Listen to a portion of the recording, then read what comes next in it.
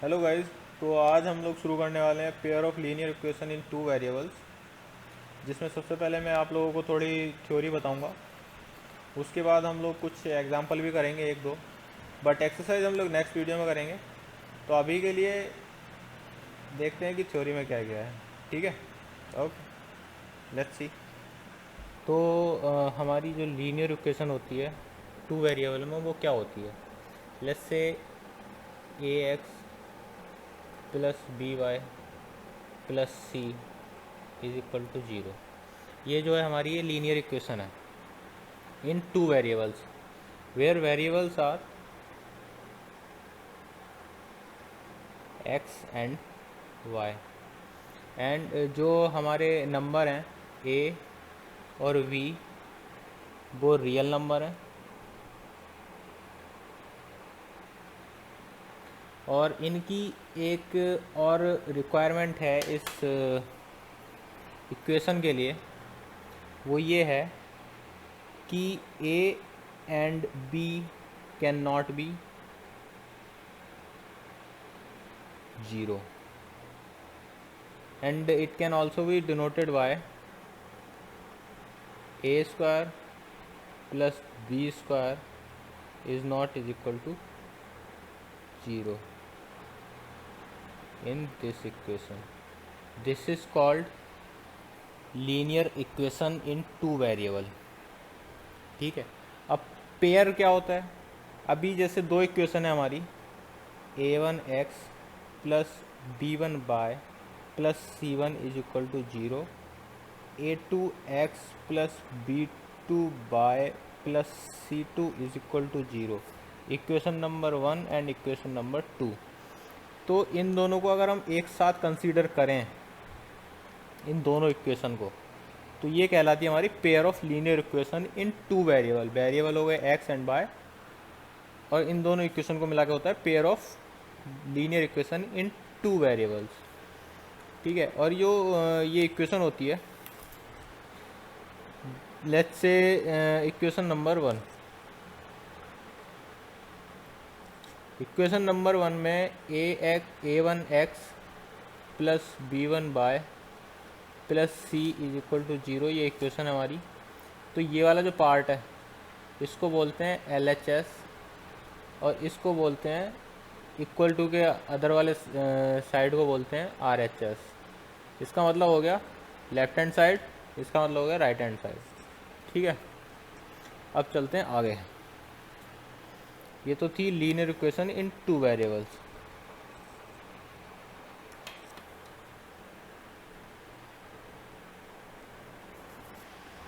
तो एक एग्जांपल लेते हैं, एनसीईआरटी से ले लेता हूँ मैं एग्जांपल। तो एक इक्वेशन है two x plus three y is equal to five. ठीक है। अब इसमें एल एच एस जो है हमारा, वो two x plus three y है, और आर एच एस है हमारा फाइव। तो इसके जो सॉल्यूशन हो सकते हैं, अगर x is equal to by रखा हमने और y is equal to one रखा हमने एल एच एस में, तो L H S is equal to हो जाएगा two one plus three one is equal to two plus three is equal to five which is equal to R H S. ठीक है। तो ऐसे इसका solution होता है। एग्जांपल दिया मैंने तुमको कि लेफ्ट हैंड साइड और राइट हैंड साइड कैसे अलग करके कैसे सॉल्यूशन करते हैं। अभी सॉल्यूशन आगे करने दो इक्वेशन का यूज़ करके आएगा, तो आगे बताऊंगा। अभी के लिए बस ये एग्जांपल था। तो जैसे नाइन्थ क्लास में पढ़ा होगा, याद होगा नाइन्थ क्लास का, तो कि जो हमारी जो इक्वेशन रहती हैं एक्स और वाई एक्सिस पे, जो इक्वेशन हम ड्रॉ करते थे, जैसे सपोज कि x axis by axis, something like that. तो लेट जस्ट से 2 0 एंड 0 2। तो इसको ऐसे रख लेते हैं कि a1x plus b1y is equal to 0 and sorry is equal to C रख लो, और a2x plus b2y is equal to C. तो अगर हम ये जो पॉइंट है हमारा लीनियर इक्वेशन का, सॉरी हमारे एक्स एक्सिस और वाई एक्सिस पे हमने एक पॉइंट ड्रॉ किया था 2 0, अगर हम उसको इस वाली इक्वेशन में डाल दें तो a1 2 plus b1 0 is equal to C, 2a1 is equal to C, ये हो जाएगा। ठीक है, इस टाइप से हम इसको जो हमारी इक्वेशन है लीनियर इक्वेशन, उसको ग्राफिकल मेथड से भी ड्रॉ कर सकते हैं। वो कैसे कर सकते हैं वो मैं अब तुमको बताता हूँ। तो जो हमारा लीनियर इक्वेशन है उसका जो सॉल्यूशन रहता है, जैसे एक इक्वेशन मानो a1x प्लस b1y प्लस सी इज इक्वल टू 0, तो इस लाइन का जो सॉल्यूशन, इस इक्वेशन का जो सॉल्यूशन होगा वो सॉल्यूशन एक लाइन पे, जो इस इक्वेशन से हम लाइन ड्रॉ करेंगे एक्स एक्सिस और वाई एक्सिस पे, वो जैसे ये एक्स एक्सिस है और ये वाई एक्सिस है, इस पर अगर हमने इस इक्वेशन से एक लाइन ड्रॉ करी और ये लाइन इस इक्वेशन को रिप्रेजेंट करती है, तो इस इक्वेशन का जो सॉल्यूशन होगा वो इस लाइन पे एग्जिस्ट करेगा। जैसे कोई डिजिट तो अभी पता नहीं हम लोगों को, लेकिन suppose this is the point and take that as 1 0 and 0 1, so here will be 1 1, so let's just say 1 1 is the solution of this equation. Every equation which can be represented on x and y axis, and every equation will have a solution on the line represented on the x and y axis. नहीं आया समझ? ठीक है, दोबारा बताता हूँ। कोई भी equation, let's just say 2x plus 3y is equal to 5 हमने पहले देख चुके हैं पिछले एग्जांपल में। तो जैसे ये इक्वेशन है, अगर इस इक्वेशन को x एंड y एक्सिस पे हम ड्रॉ करेंगे, जो कि सेम ये ड्रॉ करेगी ये वाली लाइन। ठीक है, ये वाली लाइन रिप्रेजेंट कर रही है 2x plus 3y is equal to 5 को। इसका सॉल्यूशन जैसे सॉल्यूशन है 1 and 1 निकाला, हमने पहले ही निकाल लिया था। बट अगर ये लाइन इस इक्वेशन को रिप्रेजेंट कर रही है तो इसका जो सॉल्यूशन होगा वो इस लाइन पे डेफिनेटली एग्जिस्ट करेगा, जो कि कर भी रहा है। देखिए 0 1 1 1 पे पॉइंट मारा हमने, तो जो 1 1 है, ये 1 1, वो 1 1 इस सॉल्यूशन को सेटिस्फाई कर रहा है। जैसे 2 plus 3 1 is equal to 5, 2 plus 3 is equal to 5, 5 is equal to 5। See, तो वही मैं कहना चाह रहा हूँ कि जो कोई भी लीनियर इक्वेशन दो वेरिएबल में वो एक्स एंड वाई एक्सिस पे ड्रॉ करते हैं हम, तो जो लाइन होगी उस इक्वेशन की, उस लाइन पे ही उसका सॉल्यूशन एग्जिस्ट करेगा। ठीक है,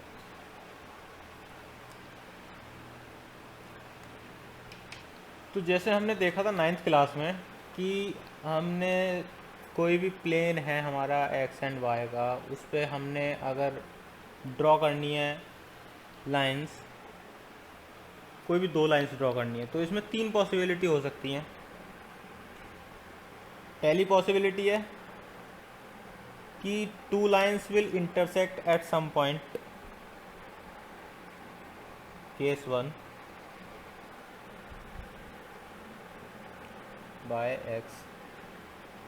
दूसरा केस जो है वो है कि will not intersect, that means it will, these lines will be parallel, case 2। और केस 3 जो है हमारा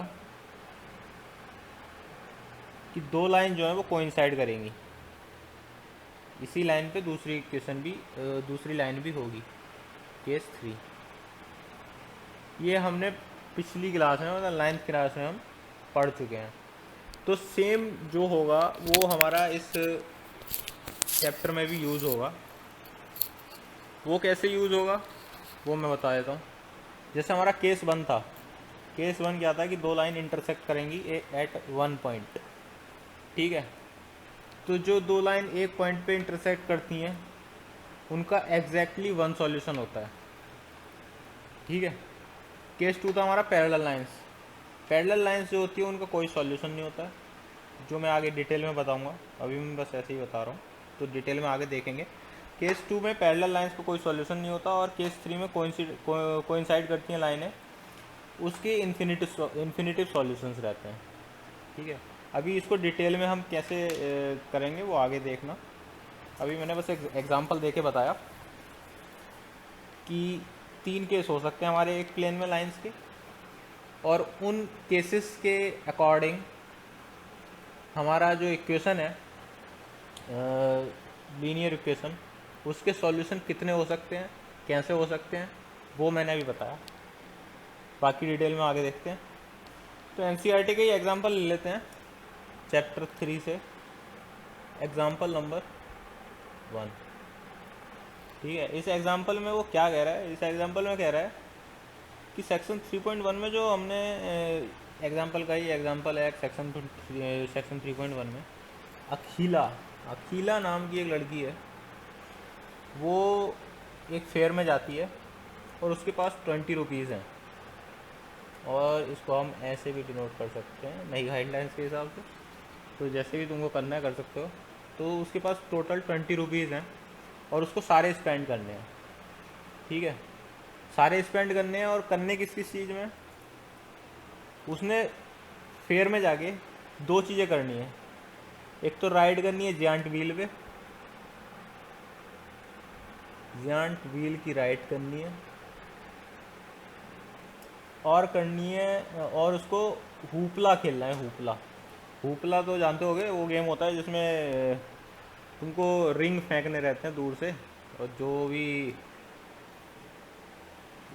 भी आइटम के ऊपर जाके वो रिंग गिरता है वो आइटम हो जाता है तुम्हारा, समथिंग लाइक दैट, वो गेम होता है। तो उसमें क्या है कि number of times she played hoopla is half the number of rides she had on the giant wheel. Hoopla, तो वो कह रहा है कि number of times she played hoopla is half the number of times she take ride on the giant wheel. तो करते क्या है, इसको देखते हैं कि जायंट व्हील की राइड जो है उसने एक्स टाइम्स की हैं, और हुपला की जो खेला है उसने वो वाई टाइम्स खेला है। तो एग्जांपल के हिसाब से वो कह रहा है कि उसने हुपला खेला है कितनी बार, half of the rides she has taken on the giant wheel, so y is equal to X by 2, ठीक है। ये हो गई हमारी इक्वेशन 1। आगे क्या कह रहा है वो, आगे कह रहा है कि hoopla is half the number of rides if each ride cost 3 and a game of hoopla cost 4, how would you find out the number of rides she had and how many times she played hoopla. Okay, तो ride का जो cost है, ride का cost है 3 rupees, hoopla का cost है 4 rupees. तो इसकी इक्वेशन हम बना लेते हैं, 3x, एक्स टाइम्स खेला उसने और 3 रुपीज़ पर राइड है, तो 3x प्लस हुपला का है बाय टाइम्स खेला उसने और कॉस्ट है उसकी 4 रुपीज़, तो 4 बाय, टोटल रुपीज़ थे उसके पास 20, क्योंकि उसने सारे स्पेंड कर दिए। तो एक दूसरी इक्वेशन बनी ये, first equation and second equation, ठीक है। अभी मैं बताता हूँ कि इसको ज्योमेट्री में, मतलब ज्योमेट्रिकली, ग्राफिकली कैसे सॉल्व करेंगे, ठीक। तो पहली जो इक्वेशन है हम उसको ऐसे भी लिख सकते हैं, x minus 2y is equal to 0, ठीक है। तो ये हो गई हमारी इक्वेशन 1 और ये हो गई हमारी इक्वेशन 2। ओके, तो इसके लिए हमको सबसे पहले एक टेबल बनानी पड़ेगी। चलो टेबल बनाते हैं पहले, फिर देखते हैं क्या है, कितने कितने राइड ली उसने, कितना टाइम वेस्ट किया। ओके, तो चलो टेबल बनाते हैं। हमारी इक्वेशन थी, इक्वेशन में इधर लिख लेता हूँ, x minus 2y is equal to 0, equation number 1। 3x plus 4y is equal to 20, equation number 2। ठीक है, तो पहले इक्वेशन नंबर 1 की टेबल बनाते हैं।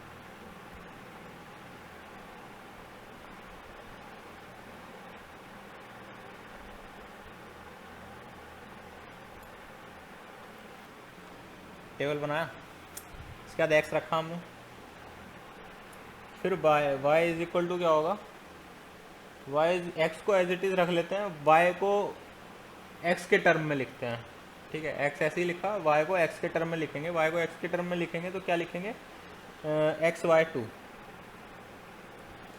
राइट। अभी 0, तो y की वैल्यू हो जाएगी 0, x की वैल्यू रखी हमने 2, तो y की वैल्यू हो जाएगी 1। ठीक है, ये पहली इक्वेशन हो गई। इक्वेशन 2, सेम टेबल बनानी है, ये छोटी बन गई थोड़ी सी, बट कोई नहीं।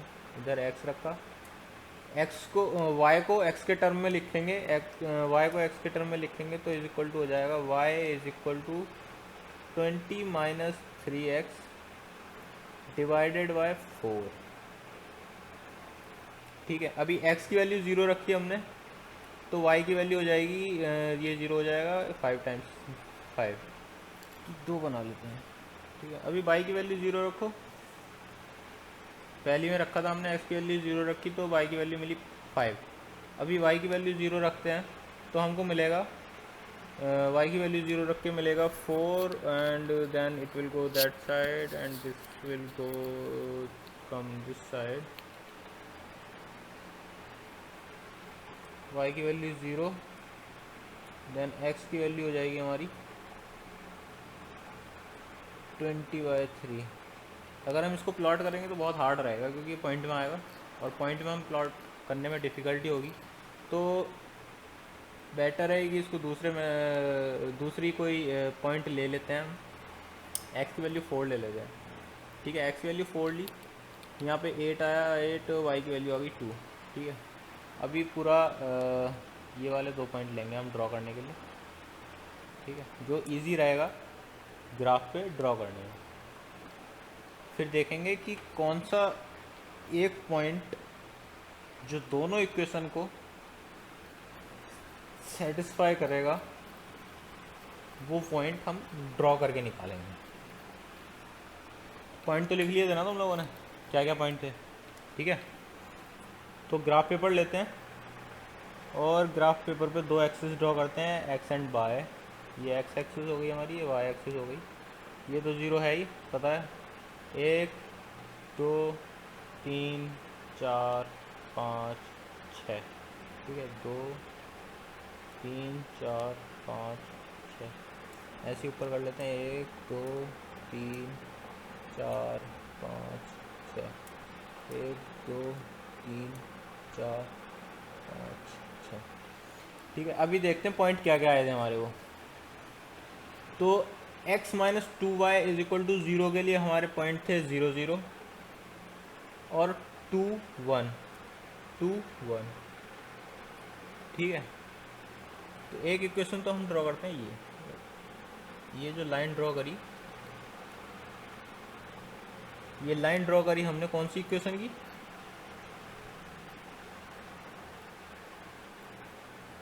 x minus 2y is equal to 0, x minus 2y is equal to 0। दूसरी जो लाइन ड्रॉ करेंगे हम, वो 3x plus 4y is equal to 20 की करेंगे। तो जिसका पहला पॉइंट था 0 5, x 0 5, ये पॉइंट है। दूसरा पॉइंट है 4 2, x की 4 एंड y का 2, जो कि यहाँ पे आएगा समवेयर। तो अब इसको ड्रॉ करेंगे,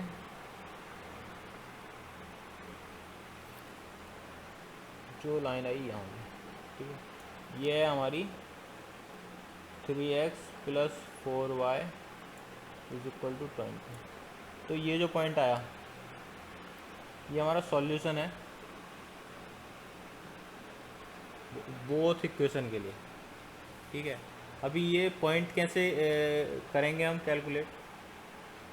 तो इस पॉइंट को कैलकुलेट करने के लिए स्केल लें, स्केल से देखें सबसे नीचे, या फिर स्केल से नहीं तो जो ग्राफ पेपर में लाइंस रहती हैं उससे देखें नीचे कौन से नंबर पे आ रहा है और इधर कौन से नंबर पे आ रहा है। ठीक है, तो जो ये आएगा वो आएगा हमारा 4 और 2 पे। ये जो पॉइंट है हमारा 4 2। ठीक है, तो जो 4 2 है वो दोनों इक्वेशन को सेटिस्फाई करेगा। रख के देख लेते हैं, जैसे इक्वेशन 1 थी ये हमारी 4 minus 2 2 is equal to 0, 4 minus 4 is equal to 0। 4 2 अगर हम उसमें रखेंगे तो 3 into 4 plus 4 into 2 is equal to 20, 12 plus 8 is equal to 20 and 20 is equal to 20। तो दोनों इक्वेशन सॉल्व हो गए, मतलब दोनों इक्वेशन का सॉल्यूशन मिल गया। तो इसका मतलब हुआ कि जो उसने राइड करी थी वो 4 करी थी, और जो गेम खेला था वो 2 टाइम्स खेला था, राइड 4 टाइम्स करी थी। 4 times rides and hoopla game 2 times. ठीक है, ऐसा होता है इसका सॉल्यूशन ग्राफिकली। और आगे इसमें और भी है एग्जाम्पल, जो एग्जाम्पल मैं तब लूँगा जब एक्सरसाइज के साथ करेंगे। जब एक्सरसाइज होगी मेरी अलग से उसकी एक वीडियो बना के डालूँगा एक्सरसाइज के लिए। तो अभी बस मैं एक इंट्रोडक्शन दे रहा हूँ, ये एग्जांपल तो मैंने बस समझाने के लिए ले लिया था। तो अभी थोड़ा सा और देखते हैं, उसके बाद वीडियो ख़त्म करते हैं। और जब एक्सरसाइज करूँगा मैं, आई थिंक 2 एक्सरसाइज लूँगा साथ में, 3.1 एंड 3.2। तो उन दोनों एक्सरसाइज के साथ में मैं एग्जांपल्स भी सारे सॉल्व करके दिखाऊंगा तुम लोगों को। ठीक है, अभी बस एक थोड़ा सा और बताना है मेरे को, वो देख लेते हैं। तो एक टेबल बनाते हैं हम, जो कि एनसीईआरटी की बुक में तुम लोगों की है, चैप्टर पेज नंबर 46 पे। ठीक है, जो वो टेबल है 3.4, उसमें बताया गया कुछ टर्म यूज़ किए हैं, intersecting line, coincident line, parallel lines, और जो उनके बारे में है कि exactly 1 solution, infinite solution, no solution. सबसे पहले देखते हैं कि इससे पहले कुछ 3 टर्म यूज़ किए गए थे, inconsistent pair, consistent pair, dependent pair. वो क्या होता है? ठीक है, तो इनकंसिस्टेंट पेयर क्या होते हैं? इनकंसिस्टेंट पेयर होते हैं जिनका कोई सॉल्यूशन नहीं होता। जैसे 2 इक्वेशन है हमारी, a1x plus b1y plus c is equal to 0 c1, a2x plus b2y plus c2 is equal to 0। Equation 1, equation 2, ये 2 इक्वेशन का एक पेयर है हमारा। इन इक्वेशंस का अगर कोई सॉल्यूशन नहीं है, नो सॉल्यूशन, तो इस पेयर को हम बोलेंगे इनकंसिस्टेंट। ठीक है, क्योंकि आगे कुछ क्वेश्चंस में आएगा, एग्जांपल्स में भी आएगा कि वो पूछेगा कि चेक करके बताओ कि ये कंसिस्टेंट है इक्वेशंस की नहीं है, ये पेयर जो है वो कंसिस्टेंट है कि नहीं है। तो जिनका कोई सॉल्यूशन नहीं होता वो इनकंसिस्टेंट होती हैं। और इसके लिए एक और चेक करने के लिए एक और मेथड है, वो मैं नीचे लिखूँगा इधर, अभी मैं तुमको ऐसे ही बता देता हूँ। और एक होता फिर आया कंसिस्टेंट। कंसिस्टेंट होता है जिसका सिर्फ एक सॉल्यूशन होता है, ओनली 1 सॉल्यूशन, कंसिस्टेंट। ठीक है, जिसका सिर्फ एक सॉल्यूशन होता है। फिर आता है डिपेंडेंट पेयर। डिपेंडेंट पेयर वो होते हैं जिसके इन्फिनिट सॉल्यूशन होते हैं, इन्फिनिट सॉल्यूशन, इसको बोलते हैं डिपेंडेंट पेयर। अब डिपेंडेंट पेयर जो है वो कंसिस्टेंट पेयर में ही आता है, क्योंकि कंसिस्टेंट पेयर के सॉल्यूशन है, एटलीस्ट एक है, तो कंसिस्टेंट पेयर में आएगा। और एक सॉल्यूशन से ज़्यादा अगर है सॉल्यूशन तो वो इन्फिनिट सॉल्यूशन में आएगा। इन्फिनिट जो डिपेंडेंट पेयर कहते हैं उसको, डिपेंडेंट पेयर जो है एक तरह का कंसिस्टेंट पेयर ही है। तो बेसिकली दो टर्म्स होते हैं, इनकंसिस्टेंट एंड कंसिस्टेंट, ठीक है। तो ये इन्फिनिट सॉल्यूशन हो गया जिस डिपेंडेंट पेयर कहते हैं, जो सेम ही है। अभी एक है जो हमारे नोन नंबर्स रहते हैं, जो A1 A2 B1 B2 C1 C2, हम सिर्फ इनके थ्रू चेक करके बता सकते हैं कि इनकंसिस्टेंट है कि कंसिस्टेंट है, ठीक है। तो वो चेक करने के लिए हम सबसे पहले क्या करते हैं, अगर A1 by A2 is equal to B1 by B2 is not equal to C1 by C2, then जो पेयर की लाइंस रहेंगी एक प्लेन में एक्स एंड बाय एक्सिस पे, कोई भी ग्राफ पे अगर हम ड्रॉ करेंगे, तो अगर ये सिचुएशन एग्जिस्ट कर रही है तो ये पैरेलल लाइंस रहेंगी, और पैरेलल लाइंस का कोई सॉल्यूशन नहीं होता है, तो ये इनकंसिस्टेंट रहेगा, ठीक है। अभी कंसिस्टेंट के लिए ओनली वन सॉल्यूशन के लिए क्या है, A1 by A2 is not equal to B1 by B2। इसमें क्या है, इंटरसेक्टिंग लाइन रहेंगी और उसका सिर्फ एक ही सॉल्यूशन रहेगा, ठीक है। इन्फिनिट सॉल्यूशन के लिए क्या हुआ है, A1 by A2 is equal to B1 by B2 is equal to C1 by C2। इसमें कोइंसिडेंट लाइन रहेंगी, कोइंसिडेंट लाइन रहेंगी, इन्फिनिट सॉल्यूशन रहेंगे, जिसको हम डिपेंडेंट पेयर बोलते हैं, ठीक है। अभी इनका एक एग्जांपल देख लेते हैं। चलो एग्जांपल देखते हैं। पहला, x minus 2y is equal to 0, 3x plus 4y plus 20 is equal to 0, ठीक है। अभी इसके आगे ही लिख देता हूँ मैं, इसको हटा दो, बहुत देर से हंस रहा है बेचारा, ज़्यादा मत हंसना भी सेहत के लिए अच्छा नहीं है, तो इसको हटा दिया हमने। तो इसके आगे ही लिख लेते हैं हम A1 बाय A2 की फॉर्म में, ठीक है। 1 बाय 3 माइनस 2 बाय 4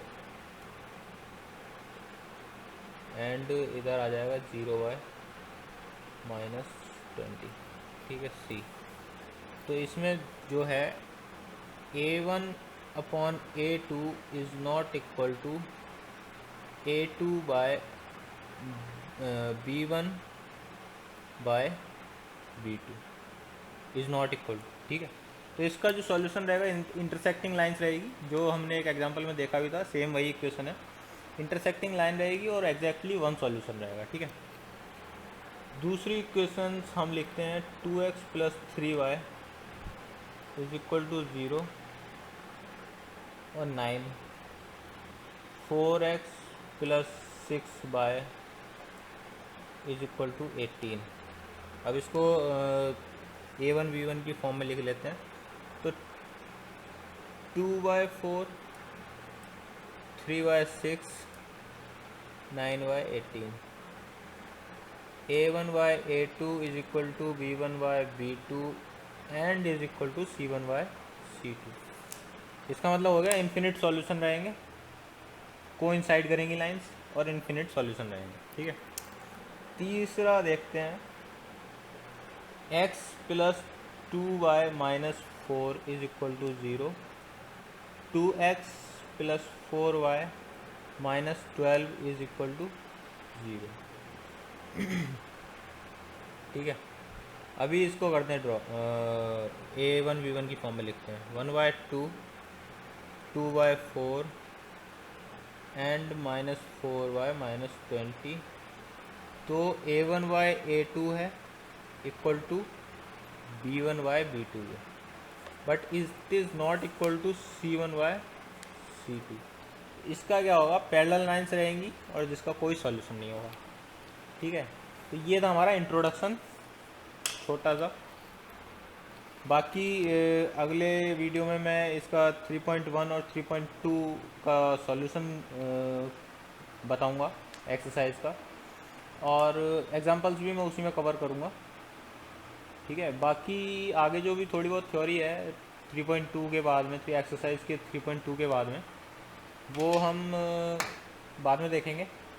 बट ये जो था हमारा, वो ग्राफिकली प्लॉट करने का था इस थ्योरी में, तो इसलिए मैंने सारा ये 3.2 तक का थ्योरी कवर कर लिया है, जिसमें ग्राफिकल रिप्रेजेंटेशन भी कवर हो गया। ओके, तो गाइज़ ये थी 3.1 और 3.2 की थ्योरी। हम इसके एग्जांपल्स और एक्सरसाइज अगली वीडियो में देखेंगे। उसके बाद जो 3.2 के बाद की जो थ्योरी है वो इससे डिफरेंट है, वो ग्राफिकली सॉल्यूशन नहीं है उसके, ये ग्राफिकली था इसलिए एक साथ लिया मैंने। बाकी उसकी थ्योरी बाद में देखेंगे और उसके सारी एक्सरसाइज और जितनी भी एग्जांपल्स हैं वो सारे एक साथ ले लेंगे, या अगर अलग अलग भी होगा, ये जैसे भी होगा वो देखते हैं अगली वीडियो में। तो अभी के लिए bye bye and stay home, stay safe. और ये मैसेज बाकी सब लोगों तक भी पहुंचा दें, क्योंकि कोरोना से बचने का एक ही तरीका है, घर पे रहें। Okay, bye bye. Subscribe the channel, like the video and comment. वो मैं भूल गया था बताना, बट ये श्योरली तुम लोगों को करना ही है। जितने ज़्यादा सब्सक्राइबर्स रहेंगे उतना ज़्यादा तुम लोगों का भी फ़ायदा है और मेरा भी फ़ायदा है। तो जो भी समझ में ना आया हो कमेंट करो, कांटेक्ट करो मेरे को। Feel free to talk to me any time. Bye bye.